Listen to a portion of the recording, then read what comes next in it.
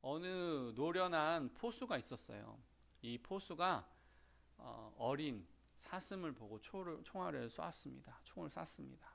쐈는데 명중을 했어요. 그래서 어린 사슴이 쓰러졌습니다. 그리고 나서 얼마 지나지 않아 한 어른 사슴이 왔어요. 이 어른 사슴이 와서 팔짝팔짝 뛰더니 갑자기 쓰러졌습니다. 알고 보니 이 어린 사슴의 어머니였던 것 같아요. 엄마였던 것 같아요.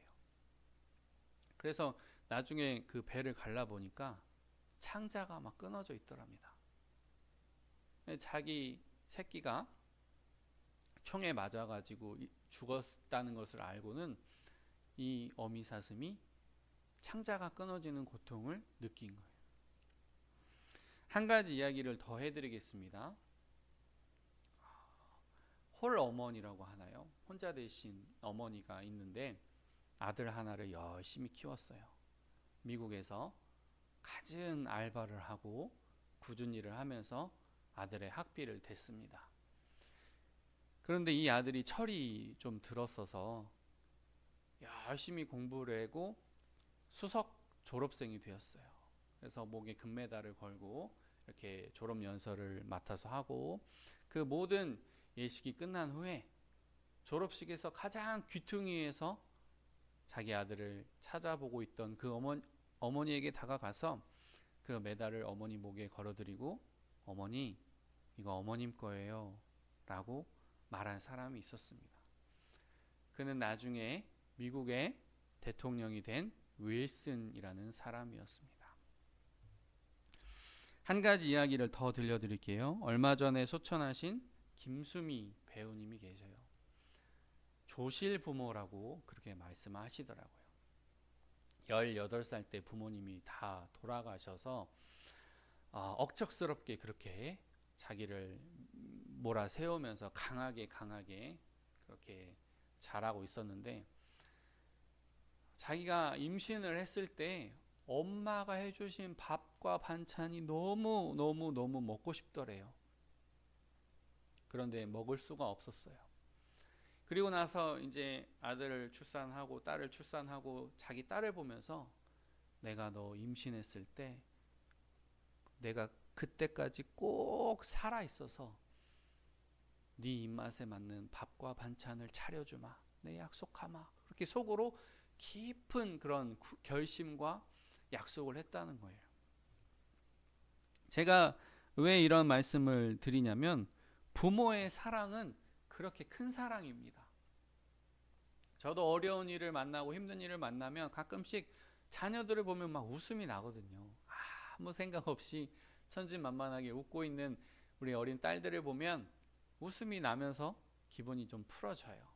그런 것처럼 부모는 자녀를 엄청 사랑하는데, 오늘 본문에 보니까 사랑하는 자녀가 죽을 만큼 아픈 일이 생겨버렸습니다. 오늘 말씀 46에서 47절 제가 읽어보겠습니다. 예수께서 다시 갈릴리 가나에 이르시니 전에 물로 포도주를 만드신 곳이라. 왕의 신하가 있어 그의 아들이 가버나움에서 병들었더니 그가 예수께서 유대로부터 갈릴리로 오셨다는 것을 듣고 가서 청하되 내려오셔서 내 아들의 병을 고쳐주소서 하니 그가 거의 죽게 되었음이니라.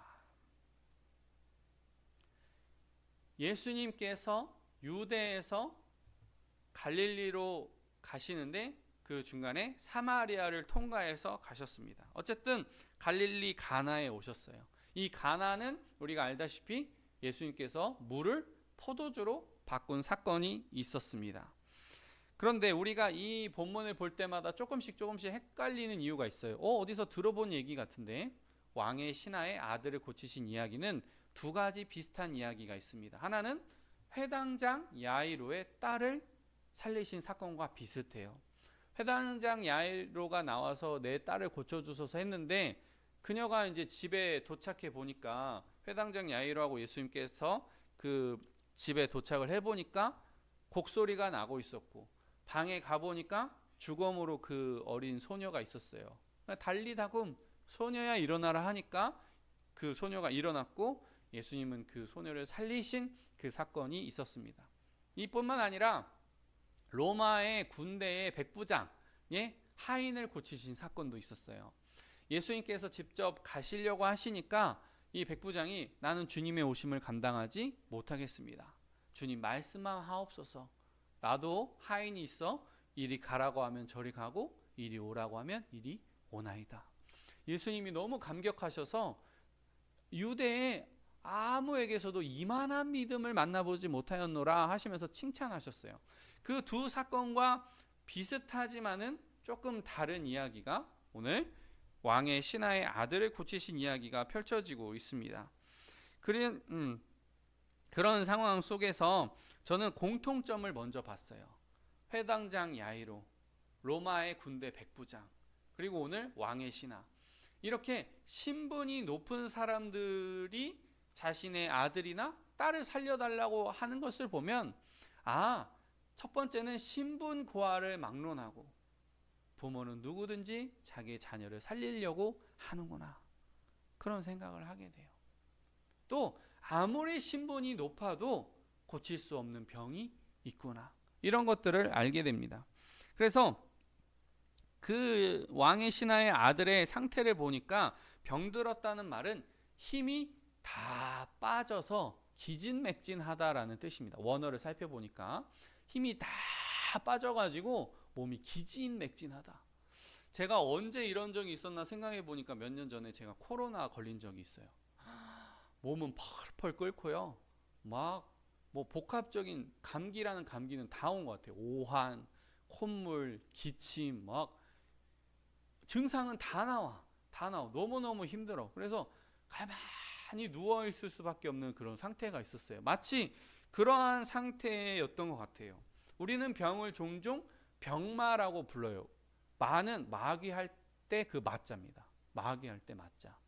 그러면 얼마나 병이 아프면 마귀가 나를 괴롭히는 것처럼 아프다라고 하거든요. 근데 병은 성경에서 크게 두 가지가 있어요. 첫 번째는 하나님이 어떤 백성들을 심판하시려고 보내시는 병이 있어요. 애굽에 내리신 병이 있었고 이스라엘에 보내신 전염병들이 있었어요. 반면에 인간의 죄악으로 말미암아 걸리는 것이 훨씬 더 많아요. 사실은 세균의 바이러스의 감염이라든지가 있는데, 그런 것들이 왜 발생하느냐, 예전에 보면 대구의 어떤 대기업이 흘려보내지 말아야 될 폐수를 흘려보내서 그 지역 사람들이 고통을 당한 적이 있어요.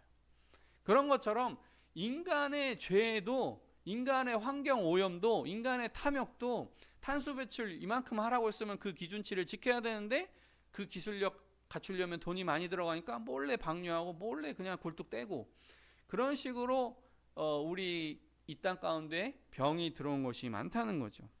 어쨌든 너무너무나 이 아들이 아픈 상황에서 이 신하가 자신의 아들을 고쳐달라고 좀 우리 집에 와달라고 했단 말이에요.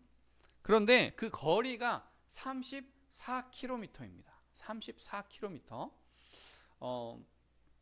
제가 군대에 있을 때 40km 행군한다고 한 번씩 하면 완전 군장하고 이렇게 길을 나서는데, 아무리 지휘관이 완전 군장하라고 해도 옆에다가는 방독면을 이렇게 놔야 되거든요. 그런데 우리 군인들 군사 비리를 알려드리는 것 같아서 너무 죄송한데, 오른쪽에는 방독면을 껴야 되는데 꼭 초코파이랑 참치캔을 거기다 넣어요. 거기다가 재밌지 않으세요? 오른쪽에는 방독면 해가지고 가스 외치면 방독면을 거기다 해가지고 훈련을 받아야 되는데, 대부분 여기다가 초코파이, 초코바, 그럼 지치니까 거기다 참치캔 이런 거 넣고 먹는 거예요. 어쨌든 길을 가는데 40km 행군을 한다고 하면은 거의 하루 종일 걸어야 되거든요. 하루 종일. 그런데 제 선임이나 제 동료들 얘기하는 거 수근수근 하는 거 들어보면 오늘도 5km 줄여서 35km만 하나 봐.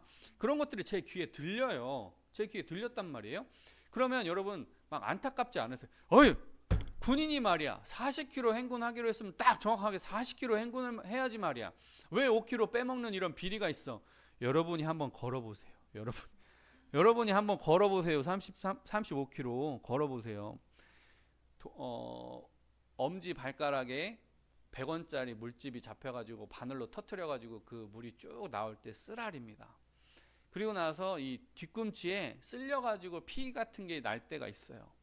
그래가지고 요즘은 군인들이 얼마나 또 그런 거에 민감한지 그 데일밴드 같은 걸로 미리 붙여놓기도 하고, 또 밴드 같은 게 이렇게 물품으로 나와서 그런 물품들을 미리미리 자신들 돈으로 구입을 해요. 또 훈련, 그냥 국가에서는 그런 거 다리 다치지 말라고 이렇게 붙이는 거 안 줘요. 그래서 본인들이 다 개인적으로 준비를 한단 말이에요. 돈 들여가지고.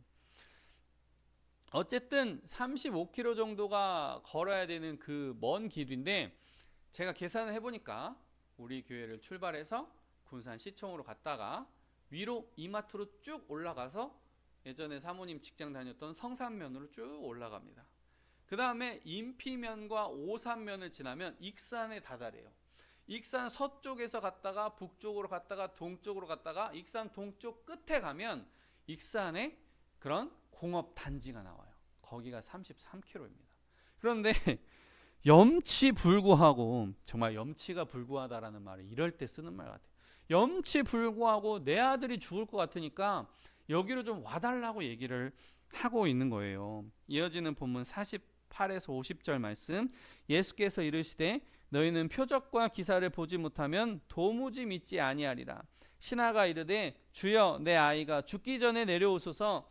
예수께서 이르시되 가라, 내 아들이 살아있다 하시니 그 사람이 예수께서 하신 말씀을 믿고 가더니. 우리는 여기서 예수님이 표적과 기사를 안 보면 너희는 도무지 믿지 아니한다라고 꾸중하는 모습을 볼 수 있어요. 여러분, 교회에서 신앙생활을 하다가 꾸중을 당할 수도 있는 겁니다. 예수님도 꾸중하세요. 근데 보면은 한 번도 상처 안 받고, 그러면 부모가 자녀를 꾸중하지 않으면 자녀가 자라지 않습니다. 예수님도 자녀를, 예수님도 제자를, 예수님도 그 힘들게 따라다니는 그런 무리들에게 꾸중을 하세요. 그런데 그 꾸중을 듣고 내가 고쳐야지 라고 생각하는 사람은 신앙의 발전이 있는 거고, 에이 기분 나빠 때려쳐, 그러면 어떻게 천국에 가고 신앙의 성숙을 이루겠습니까? 제가 얼마 전에 그 뜬구름 잡는 식으로 돈을 달라고 교회에 전화를 거시는 분이 있다고 말씀을 드렸잖아요. 제가 그렇게 설교를 해놓고 반성을 했어요. 그래, 뜬구름 잡는 사람, 그렇게 그냥 손 벌리는 사람도 도와줘야지 하고 제가 번호 핸드폰에 다 저장을 해놨거든요. 그 사람들한테 전화를 해보니까, 몇 번씩 전화를 해보니까 전원이 꺼져 있어. 또 다음 날에 전화를 해보, 전원이 꺼져 있어. 또 다른 분한테 전화를 해보니까 이 번호는 착신이 금지되어 있. 그리고 들으니까 와, 나는 속아주려고 지금 형편이 그렇게 어렵지 않은데 그냥 돈 벌고 싶어서 보이스피싱처럼 이 교회 저 교회 막 전화하는 사람들 내가 속아주려고 전화를 했는데 전화 연결을 할 수가 없는 거예요. 그러면서 내가 생각이 맞았구나라는 생각과 동시에 내 마음이 너무 아팠어요. 교회는 지난번 주에도 말씀드렸지만 교회는 내가 영혼 구원 받으려고 오는 곳이지, 내가 주님과 연결되고 내가 성령 충만하고 내 신앙 성숙하려고 교회 나오는 거지, 도움 받으려고 교회 나오는 건 아니에요. 순서가 정확해야 돼요. 순서가 1번, 영혼 구원이 1번이고 성령 충만이 1번이고 도움 받는 건 다음이지, 교회가 도움을 주면 내가 교회에 나와줄게, 그런 마인드로 다니면 안 되는 거예요. 이게 너무너무 마음이 아팠어요. 그래서 제가 예배를 다시 한번 정의하는데, 예배는 교회를 다시 한번 정의하는데, 교회는 예배를 드림으로 인해서 하나님께 영광을 올려드리고 내 삶을 갱생하는 거예요. 갱생의 뜻을 찾아보면 못 쓰는 물건이 쓸 수 있게 되었다는 뜻이 있어요. 갱생. 이게 낡아지든 부서지든 연약하든 못 쓰는 물건인데 이게 쓸 수 있는 물건으로 바뀌었다는 거예요. 여러분, 교회를 다니면 영혼 구원만 추구하는 게 아니라 갱생을 추구해야 되는 거예요. 갱생. 내가 어떻게 하면 사람들이 봤을 때는 못 쓰는 사람, 별 볼 일 없는 사람, 필요 없는 사람인데 어떻게 하면 내가 갱생으로 사람들이 이 사람 없으면 안 돼. 이 사람 정말 귀중한 사람이에요. 우리 조직에서 이분 없으면 일이 안 돌아가. 그렇게 변화되는 게 갱생입니다. 여러분 그냥 녹슬어버린 그런 죽은 그런 존재로 살고 싶으세요? 아니면 갱생된 삶으로 나아가고 싶으세요?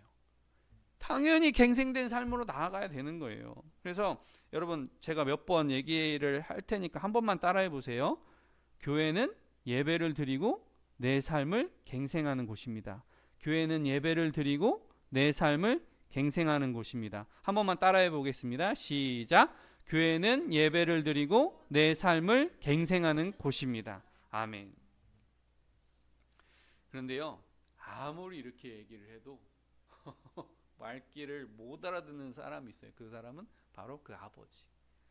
주님 내 아들을 고쳐주소서. 이런 방금 예수님이 책망하시고 이렇게 해도 또 말귀를 못 알아듣고 내 아들이 죽기 전에 어서 내려오소서라고 여러분 생각이 가득 차 있으면 아무리 예수님 말이라도 잘 안 들리는 거예요. 제가 노 목사님한테 성경을 배울 때 그때는 20대 초반이었어요. 아무것도 잘 모르니까 아무리 어렸을 때부터 말씀을 듣고 자랐다고 해도 성경에 대해서 그런 베이스가 충만하지 않으니까 노 목사님한테 들을 때 저는 완전히 백지 상태라고 생각하고 스펀지로 쫙 빨았어요.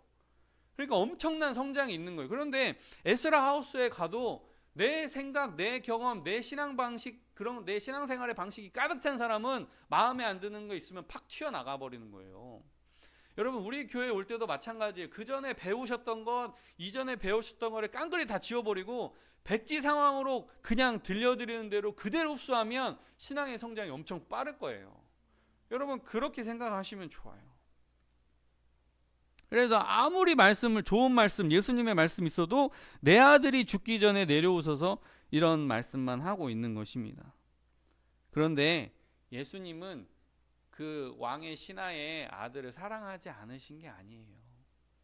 더 중요한 게 이거다라고 말씀을 하신 거지. 이미 그의 얼굴이 붉어져서 상기되어 있고 말투가 다급하고 내 아들 할 때 이미 예수님은 그 아들을 고쳐주고 계셨어요. 이미 그의 문제가 무엇인지 이미 알고 계셨단 말이에요. 말하기도 전에, 말이 끝나기도 전에 이미 예수님은 그 아들을 사랑하셔서 이미 주신 줄로 믿습니다. 제가 얼마 전에 주님 하면서 우리 교회에 부흥이 더디고 심지어 몇 사람이 떠나가는 이런 안타까운 일이 발생을 했어요. 그래서 제가 주님 그러니까 주님께서 훈련 중이시다 그냥 그러시더라고요. 여러 가지 할 말이 많고 우리 교회는 왜 이렇게 성장이 더디고 힘듭니까? 제가 주님 했는데 주님은 그냥 단순하게 훈련 중이다 이렇게 말씀을 하셨어요. 그렇다고 해서 제가 노력을 안 하는 게 아니죠. 전도 물품 1년에 5,000개씩 나가고 걸기도 하고 노방전도도 나가고 그렇게 하는데 하나님께서 때가 차야 되나 봐요. 어떠한 특별한 시기가 있다 이런 생각이 듭니다. 그래서 우리는 어떻게 해야 되냐면 50절 본문처럼 그 사람이 예수께서 하신 말씀을 믿고 가더니 이러한 삶을 살아야 돼요. 그가 예수님의 말씀을 믿고 가더니 하는 거예요. 믿고. 이성적으로는 조금 어렵고 힘들고 뭐라고 할까 좀 예상치 못한 일들이 발생하고 해도 예수님의 말씀을 믿고 가더니 이게 우리의 정체성이 돼야 돼요. 우리의 정체성. 바실리스크 도마뱀이 있어요. 바실리스크 도마뱀의 별명은 예수 도마뱀이에요. 예수 도마뱀. 왜냐하면 무리를 걸을 수 있거든요. 바실리스크 도마뱀은 무리를 걸을 수가 있는데 발을 보니까 우리 손가락 발가락처럼 이렇게 갈라져 있는데 길어요. 이게 발이 길어요. 그리고 우리 지금 손바닥이 있으면 손바닥만큼의 면적이 있잖아요. 있는데 바실리스크 도마뱀을 보니까 축 하는 순간에 공기방울이 발생을 하더라고요. 그러면서 부력이 발생하는 거예요. 그런데 몸이 반절 정도 쑥 가라앉아요. 그런데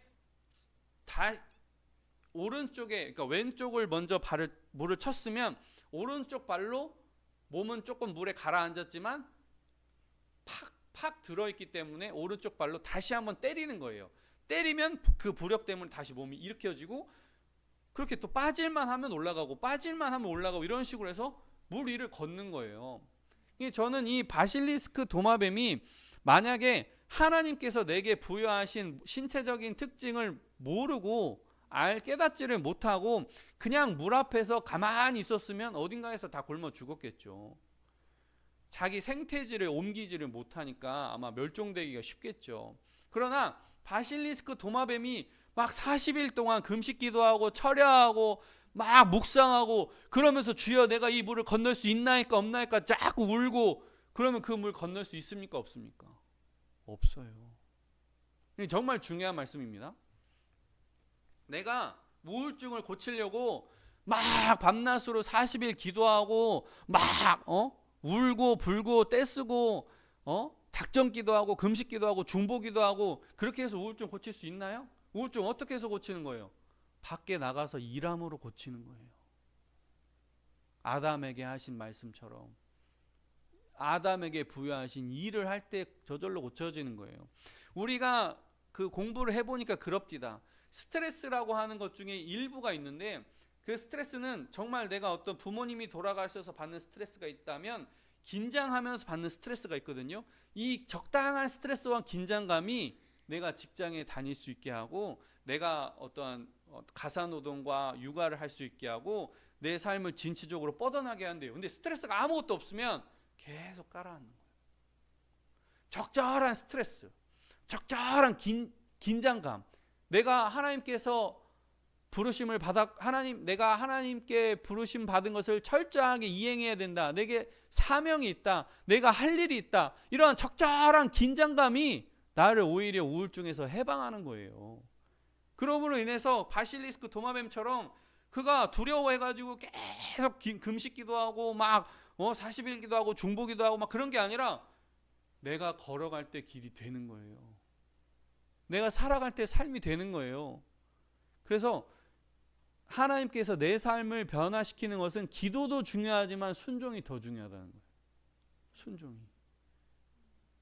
기도 잠깐 하고 순종하면 하나님이 확 풀어주시는데, 기도만 하겠다고 어느 한 공간에 갇혀 있으면 하나님이 역사하실 수가 없다는 거예요. 이어지는 말씀 51절에서 53절. 내려가는 길에서 그 종들이 오다가 만나서 아이가 살아있다 하거늘 그가 낳기 시작한 때를 물은즉 어제 7시에 열기가 떨어졌나이다 하는지라. 그의 아버지가 예수께서 내 아들이 살아있다 말씀하신 그때인 줄을 알고 자기와 그 온 집안이 다 믿으니라. 아들이 살아나가지고 너무 기뻐가지고 하인들이 그 소식을 주인에게 전하려고 오는 거예요. 여러분, 길 가다가 잘못해서 엇갈리면 어쩌려고? 가만히 있어야 되는 거예요. 이성적으로 생각하면.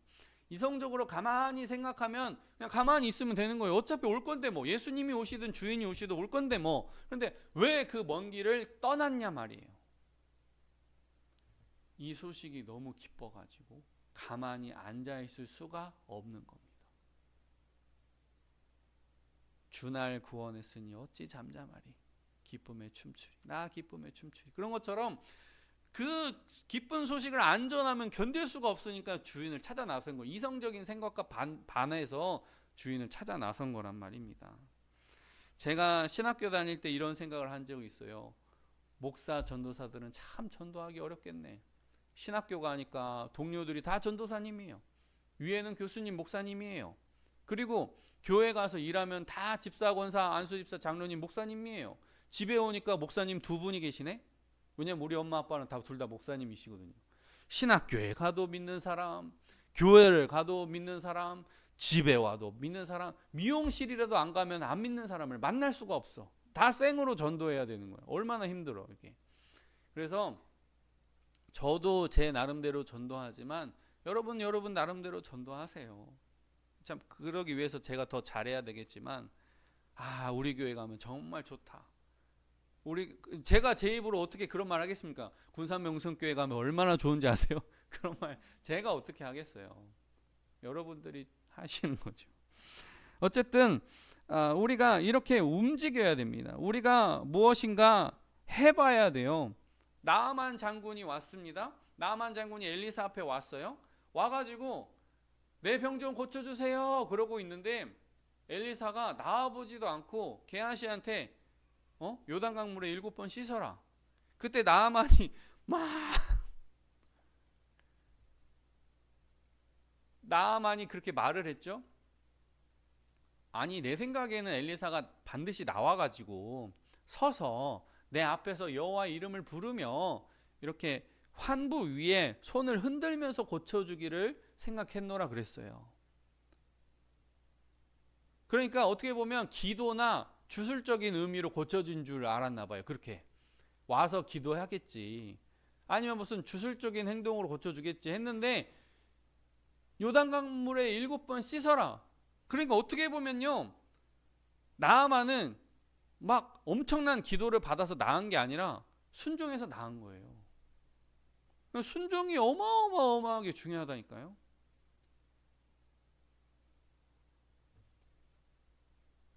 오죽하면 순종이 제사보다 낫다고 그러셨겠어요. 그래서 우리는 이 예수님을 향해서 예수님이 누구이신가를 바라볼 수 있어야 돼요. 나아만을 낫게 하셨던 여호와 라파, 하나님은 치료하시는 주님, 이것을 믿는다면 우리는 예수님을 보면서 단순히 현자가 아니라, 지혜로운 자가 아니라 우리의 모든 것 되신다는 주님이라는 것을 깨달아야 할 줄로 믿습니다. 그래서 우리는 믿음이 있어야 돼요. 우리의 신체가 장애가 있든 우리의 마음에 장애가 있든 어떠한 힘든 일이 있더라도 믿고 나아가면 하나님이 돕는 자를 붙여주신다, 이렇게 살아가야 할 줄로 믿습니다. 그냥 주저주저하고 생각 많이 하고 묵상 많이 하고, 저는 하나님 앞에 기도하니까, 하나님, 저는 목사를 해야 될까요? 선교사를 해야 될까요? 아니면 뭐 교수를 해야 될까요? 이 세 가지 방향 중에 어떤 걸 해야 될지 알려주세요. 그러니까 어느 날 하나님이 네 마음대로 해라 그러시더라고요. 그래서 나는 깜짝 놀랐어요. 와, 내가 악마의 소리를 들었나 보다. 나 무슨 마귀의 소리를 들은. 기도하면 하나님이 응답 주신다고 배웠는데 왜 하나님은 나에게 네 마음대로 하라고 했을까? 다시 기도를 하기 시작했어요. 다시 기도하니까 네가 무엇을 선택하든 내가 너와 함께 하겠다, 그렇게 말씀하셨거든요. 그러니까 목회를 하든 선교사를 하든 교수를 하든 그 세 가지 범위는 다 내 뜻 안에 있는 거니까 네 마음대로 가라는 거예요. 여러분, 내가 주 안에, 주가 내 안에 있으면 무엇을 행하든지 하나님 앞에 복을 받는 거고 은혜를 받는 겁니다. 이 정도의 수준에 올라와야 돼요. 우리가 세상을 선택할 것인가 주의 일을 선택할 것인가, 기도하는 그 차원이 아니에요. 하나님이 원하시는 범위 안에서 자유롭게 노는 거예요. 노는 거, 플레이하는 거예요. 플레이. 우리 나정현 목사님 생각나네. 신학교 와가지고 나 놀러 왔습니다. 그러니까 동료들이 다 웃었어요. 근데 그게 정답이었어요. 지금 다들 신학교 와가지고 막 직장 그만두고 와가지고 몸이 벌벌 떨고 막 이거 아니, 교회 어떻게 내가 부목사라도 한 자리 들어가야 되나, 내가 어느 교회를 개척을 해야 되나, 뭐 어떻게 해야 되나, 큰 교회에서 생활해야 되나, 다 고민이 있으니까 나 신학교 놀러 왔는데요. 그러니까 다 자지러지게 웃어버린 거예요. 비웃은 거예요. 근데 세상에 다른 사람이 목회는 이겁니다라고 생각하는 거 하나도 기억이 안 나는데 그 형님이 얘기한 거, 목회는 노는 겁니다. 주 안에서 플레이하는, 노는 거예요. 노는 거. 우리가 그러한 믿음을 소유하면 참 좋겠어요. 제가 안타까운 것은 군산에 교회가 얼마나 많아요. 기네스에 등재가 될 정도로 교회가 많아요. 그러면 우리 군산 명성교회에 오시는 분은 여기서 뭔가 특별한 맛이 있어야 오지 않겠어요? 똑같은 맛이 나오면 도대체 이 교회를 다닐 필요가 뭐가 있는 거예요? 제가 정말 좋아하는 정지선 셰프가 있는 흑백요리사도 나오고 그랬는데, 정지선 셰프는 짜장면 짬뽕은 죽어도 안 판대. 스승이 와가지고, 야 지선아, 애기들 데리고 온 손님도 있으니까 세상 짜장은 팔아야 돼. 그래도 아무리 그 싸부라고 하는 그 사람의 말도 저희는 짜장면 짬뽕 안 팝니다 그러더라고요. 자기는 중식에 빠져가지고 막 생선을 화려하게 튀겨가지고 양념을 해서 놓고 여기에 막 용 조각하고 그 다음에 만두는 아니지만 딤섬, 퍼거 뭐 여러 가지 중식을 소개하는 거를 내 사명으로 아는가 봐요. 그러니까 짜장면 짬뽕 먹으려면 다른 데 가세요 그러더라고요. 여러분 그게 쉬운 결단입니까? 어마어마한 결단이죠. 그런데 엄청 장사가 잘 돼요. 나는 딤섬을 여러분에게 주는 게 목표입니다. 이거야. 그냥 군만두 파는 게 아니라 정교하고 정말 맛있는 딤섬 먹으러 우리 가게 오세요. 그런 거예요. 저는요. 우리 군산 명성교회를 하는 이유가 그거예요. 짜장면 짬뽕 먹으려면 다른 교회 가셔도 돼요. 그런데 딤섬을 드시고 싶으면 군산 명성교회 나오시길 바랍니다. 조금 수준 있는 교회로 가고 싶어요. 저는 사람을 그냥 잡아놓고 어린애기 만들고 그냥 어린 양 하게 만들고 그냥 붙어만 있어라 그냥 죽지만 말고 그냥 헌금만 내고 그냥 자리에 앉아만 있어라 그런 교회를 하고 싶으면 개척하지도 않았죠.